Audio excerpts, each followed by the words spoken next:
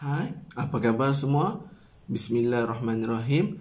Assalamualaikum warahmatullahi wabarakatuh dan salam terus berkongsi. Jom kita belajar bahasa Melayu tahun 5 Sekolah Jenis Kebangsaan. Baiklah, kali ini kita akan belajar tema yang ketujuh, iaitu bersama menjanakan pendapatan. Dan kita akan belajar dalam unit yang baharu, iaitu unit yang ke-19, Perniagaan Sumber Rezeki.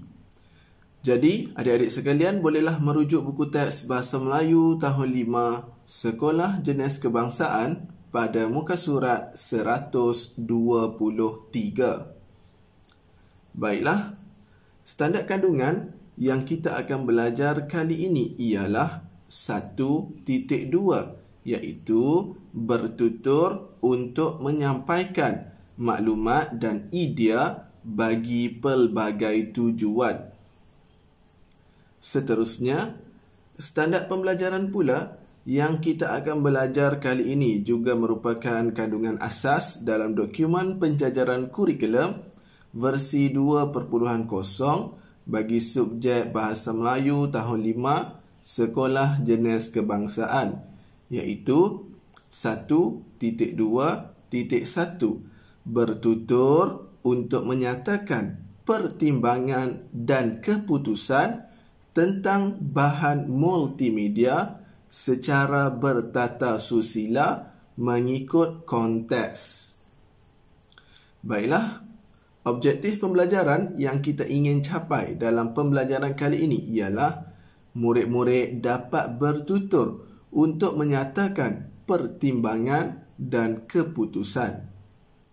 Baiklah, jom kita lihat bersama-sama gambar ataupun petikan yang terdapat dalam muka surat ini, iaitu tajuk kecil kita, Mari Berniaga. Chan Ho, Kishan dan Fahim ahli Persatuan Bahasa Melayu. Mereka bercadang untuk mengadakan aktiviti perniagaan semasa hari co-kurikulum. Jadi mereka ada dua cadangan. Cadangan yang pertama, tayangan filem.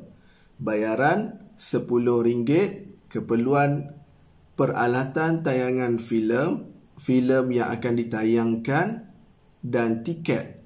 Cadangan kedua, uji minda anda. Bayaran RM5, keperluan soalan uji minda tentang ekonomi, alat tulis dan hadiah. Jadi, berdasarkan dua cadangan tadi, jom kita lihat yang mana cadangan mereka akan pilih. Jadi di sini cikgu akan bantu kamu untuk memberi dua pilihan. Jadi kalau dalam kelas ataupun semasa dalam pengajaran, kamu boleh membuat satu pilihan sahaja. Kali ini cikgu bantu kamu, cikgu berikan dua pilihan jawapan. Baiklah, jom kita lihat pilihan yang pertama. Sambil itu kita akan lengkapkan dialog yang terdapat dalam muka surat tersebut. Fahim: Selamat pagi Chan Ho. Ya, saya fikir kita patut mengadakan tayangan filem dan aktiviti uji minda anda pada masa hari co-kurikulum. Kita boleh mengutip bayaran daripada mereka. Saya bersetuju dengan cadangan kamu. Kita boleh menggunakan hasil keuntungan untuk menampung aktiviti lawatan sambil belajar persatuan kita. Saya bercadang kita mengadakan aktiviti uji minda anda. Wah, menarik cadangan kamu. Namun begitu, saya rasa kita patut memilih aktiviti tayangan filem kerana kebanyakan murid suka menonton filem, terutama filem Upin Ipin. Saya setuju. Lagipun, keperluannya mudah kita sediakan. Kita hanya perlu sediakan peralatan tayangan filem, filem yang akan ditayangkan dan tiket. Hasilnya pasti lumayan. Baiklah kawan-kawan, kita sepakat dan mengambil keputusan untuk mengadakan aktiviti tayangan filem. Jadi ini merupakan pilihan pertama, iaitu mereka memilih tayangan filem. Baiklah, jom kita lihat pula pilihan kedua. Selamat pagi, Chan Ho. Ya, saya fikir kita patut mengadakan tayangan filem dan aktiviti uji minda anda pada masa hari co-curriculum. Kita boleh mengutip bayaran daripada mereka. Saya bersetuju dengan cadangan kamu. Kita boleh menggunakan hasil keuntungan untuk menampung aktiviti lawatan sambil belajar persatuan kita. Saya bercadang kita mengadakan tayangan filem dan aktiviti uji minda anda. Wah, menarik cadangan kamu.